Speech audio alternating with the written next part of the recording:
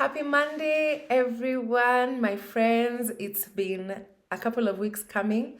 I'm getting more comfortable uh, filming these videos.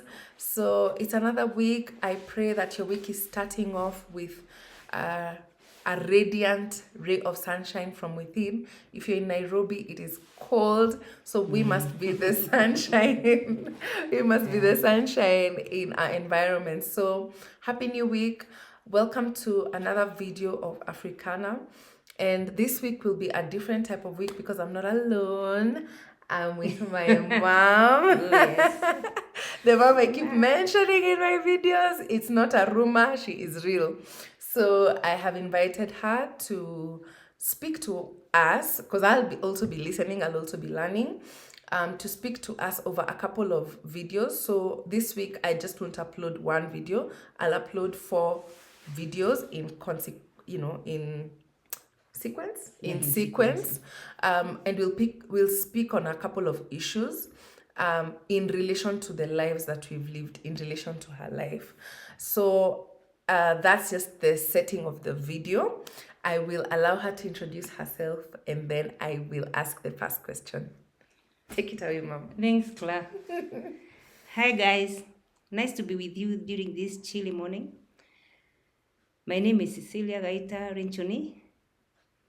I'm Clara's mom, and I thank God to be here with her to share her joys in doing her videos. And it's God who makes this to happen, because it's very rare that you see your child sharing things, personal things publicly. But I'll take this opportunity to share so that we can learn from one another, so that you can hear what she wants to know, because probably it will be of help. But otherwise, I've been on this earth 67 years. I thank God for my 67 years. I was born in a small village in Kenya many years back, as you've heard. And that's where I grew. And I went to school. During my early age, I was taken up by my sister when I was barely 5 years. Stayed with me, she educated me, went through all the educational processes. I didn't stay with my mom. I didn't stay with my dad because immediately she took me. My dad passed on when I was barely 5 years. So at the end of the day, she became my mom because she really needed to educate me as her last-born sister. We are 7 of us. So she's the firstborn, Joan Dimango, and I was the lastborn. And I think I was really loved. And she didn't imagine my old mom taking care of me, and she took me. So I grew there, went to school, finished school with her. When I went to high school, she handed me over to somebody else who needed to educate me also. Finished Form 4. I went to college. From college, I did nursing, Kenya registered nursing. And from there, I got married to a very loving one, Mr. Isaac Rincuni. And God blessed us with 2 wonderful daughters, Mercy and Clara. And it is during taking care of them that I continued navigating school. I continued going to school. Even at 67, I still went to school again. And probably even at 80, I'll still go to school again. Maybe during the process of conversation, I will say what schools I went to and what I do. But all through my life, I think God has been with me. From the day I was conceived, God has seen me through. Because moving from one home to another, with not staying with your own parents, it's a challenge. And for a child to cope and maneuver the behavior with different people, it isn't easy. It's challenging, but God is good, because for those of us who pass through there, He gives us the courage to persevere. He gives us the wisdom to change what we can and forget about what we cannot change, and know the difference between love and not love, and know how to respond. I think that is it. Perfect. Yes, it is it. And Yeah. I think that's such a good introduction because it leads me to the first thing I want us to discuss. If you look at the times we're in right now, these are difficult times. Yeah. And aside from the economic difficulties, Yeah. which we will not talk about because we're not finance experts, Yeah. we will talk about the societal and emotional, societal, and family related difficulties, where we are seeing a lot of deaths. Yeah. So families are affected. So there's loss of life, Yeah. but there's also loss of parents, like the sense of abandonment, Yeah. where there's a lot of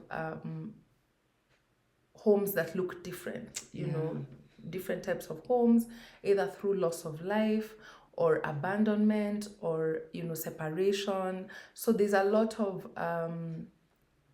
children, and let me speak for myself and my age group. Yeah. So a lot of young people are navigating really difficult emotional times, and we're getting a sense of change, like these difficulties change you. Yeah. So my first question, and I want you to share about your upbringing, you've touched on it briefly. You lost yo-yo when you were 5. Then now your mama was not able to navigate, support you guys, so auntie took you in, moving from one home to another, while your mom is still alive, right? Yeah. So you have a mom, but you're Yeah. not seeing your I'm not with mom. her. She loves you, you know what you know, but there's also a different thing you're seeing around you. All through, you have maintained your joy. Yeah. You have been a bubbly person. Oh, wow. And wow. I Yeah. recall what our cousin was saying to you yesterday, Yeah. that, oh, auntie, even through the toughest of times, you've been so bubbly, you've been so joyful. And there's like a disconnect, there's a cognitive dissonance where people expect you to be broken, or rather wear your brokenness with sadness and depression and, like a dead spirit. So I want you to share with us, because I'm also listening and learning. How do you keep your joy? How do you keep your personality and your bubbliness and your positivity and your hope and your, your sense of self Yeah. amidst such deep challenges? Okay. You're taking me back. It's sometimes it's really good to remember where one came from. So you are taking me back where I came from. Well, when the reason why my sister got employed when she became a teacher when she was 23 years old, and before she earned her first salary, my mother fell sick, and my mother was supposed to be admitted in hospital. That time I was almost 5 years and I was breastfeeding. In our country, a child breastfeeds even up to 10 years. So I was still, and that's what I did to you. So, so I was still breastfeeding. So when my mom fell sick, my sister had to take me with her. She was not yet married. She had just started working. She took me so that she could wait for my mom to be okay. My mother was discharged from the hospital, like today. The following day, a message came from home that my father has died at home. Like, I don't know the cause of the death, but he had died. Fortunately or unfortunately, my father was a polygamist, so he had another wife at home. So now the burial things took place and so on. Then after that, my sister realized because we were 7 children, my mother was quite old, she will not release me. So she decided to stay with me, and I kept on staying with her now like her child. But I knew in my heart that she was my sister. She got married and got married with me. Now, my sister had a responsibility of the 6 children. So after my father died, my mother and stepmother were not educated. She felt that she had the responsibility of taking all my siblings, and she took all our siblings to her home, even before she got her own child. So she started taking care of us on condition that we also take care of the home. Those who are bigger, they farm. Those who are smaller like me, I run around. And We became part of her family. Where she got married also, there were people who saw us there. They also decided. So the home was like, it had all the relatives. Now, I think for me, as I grew, and I knew that I don't belong there, I had to be clever. And my mother also advised us, told us, you are there because you're going to be helped. Do whatever you can so that you can be helped, and you are not going to be there forever. So I knew I was not going to be there forever. So I made sure I was very happy. And she also told us that you must serve. If you are there and you have to be helped, you must serve. If you are told to go to the farm, go to the farm. If you are told to cook, cook. And eat whatever you're given. And that's how I grew. If I'm given tea without milk, I took. If I'm given food without salt, I took, because that is what my mother told me. And she said, it is only for a short time. She told us, this too shall pass. And we were also Christians. And from the Christian background, we could be told that God is there. Even if father has died, he is not anywhere. He is not gone. He looks upon you. So anytime I had a problem, I could just say, my father, you are there. I know you are seeing. Please help me. Because as a child, you are told your father has not even, is somewhere in a tree, on a tree.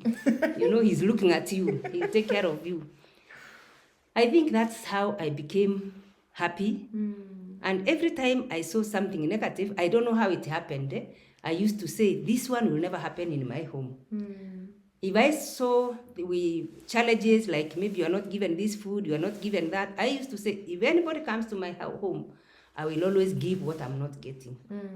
And I think it really helped.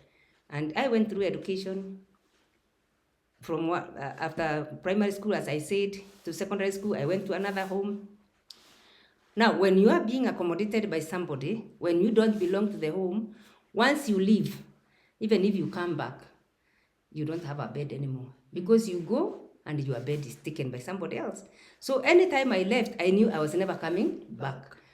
And I went knowing that where I'm going is better than where I've left, because I moved quite a number of homes, but all through I was happy, and because we were relatives. And so how did I keep to be happy? I think it's God. I was happy. I never slept hungry. I was clothed. When I went to college, I started doing businesses. When I went to college, when I come home for holiday, I go buy clothes. I go to school and sell, because even the very basic things, they were not coming by. Let me just give like pads, Girls use pads. During that time, we were being trained on how to make clothing, so that you use clothing for your menstrual flow. Now in college, if you are going to use secondary school or college, if you are going to use clothing, you have nowhere, you can't wash them. So I had to learn the tactics of getting myself proper pads. So I could come, buy t-shirts, buy pants. When I go to school, I sell them. Then I have money to buy things here and there. In college, also it was very hard, because my sister had to take care of her own children, relatives. I think it was not easy for her, but she really supported us, and may God be with her where she is. Joan, I miss her. So I think up to there, one has to put God to be happy, to be able to be comfortable wherever you are. And for people who are going through the same, like I went through, don't give up. Don't, because I think most of the mental health issues I'm seeing is because maybe children during their young age, they felt neglected, they were not supported. For me, I took that one as an advantage to be better, to do better than others. And I never slept unhappy any day, because I said, every time I said, this too shall pass. Yeah. Indeed, this too shall pass. And I think that's such a good learning, even for me, that I remember it'll pass. It's just for a short while, if it's uncomfortable. But even in the joys also come and go. But it can't dictate how I feel or how I relate with people. And on that note, I also wanted to hear from you in terms of the different spaces you've been through, the different people you've worked with. But we can talk from the family. You can also give examples from the family setup, Yeah. but also from the work Yeah. setup in terms of how you relate well with people from different places. Because from how you're telling us the story, you moved from different homes. You Yeah. moved to different homes and stayed at different homes. Yeah. So how is it that, what are the things that you would teach us or teach me Yeah. on how to relate with people in every situation I'm in? You know, you go to Rome, Yeah. how do I relate well with the Romans? If I go to Uganda, how do I relate well with the Buganda people? If I go to, Lare, how do I relate well with people in Lare? Yeah. Okay. So, as I said, from the first home, after high school, I went to my other sister, Justa Mugambi, who also took me like her own baby. But as I was going, I knew I was going to another home because the other home I've left it, I don't have a bed there.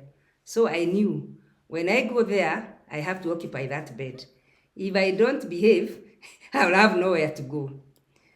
So I went there with the notion of whatever I am told, I accept.